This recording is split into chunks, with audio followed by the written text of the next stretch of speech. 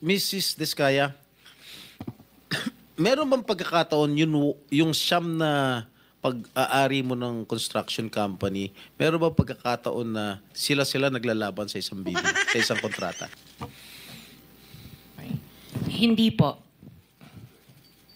Sigurado ka? Pag makakuha ako ng record sa Pagpapakaalam ko. DPWH na si St. Timothy, si St. Gerard, si Alpha Phi Omega, sino pa? Si Alpha and Omega and St. Gerard, hindi po sila nagsasali sa isang bidding. Pero Okay yung nga. ibang licenses, magkakasama sila minsan. And then, so minsan naglalaban-laban yun, Siyam. Yes po. Oh, so that is not a legitimate bidding.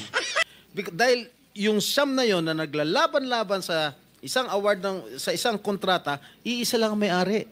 So kahit sino doon, kahit sinong manalo doon sa bidding na yon, ikaw ang panalo. Dahil sa lahat yun eh. Correct? Tama?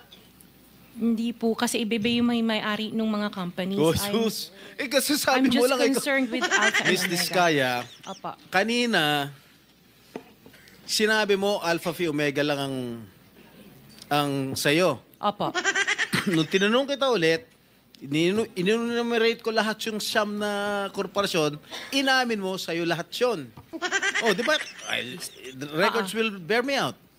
Opo. Oh, ngayon, ang tinatanong ko sa'yo, yung bang siyam na korporasyon na yon, Panglimang tanong na. naglalaban-laban ba sa bidding yan? Panglimang Yes tanong po. na yan eh. Sabi mo kanina, last question.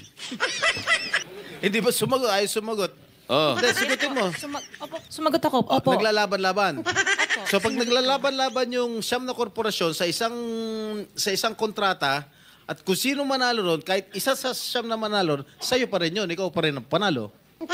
Correct? Opo. Oh.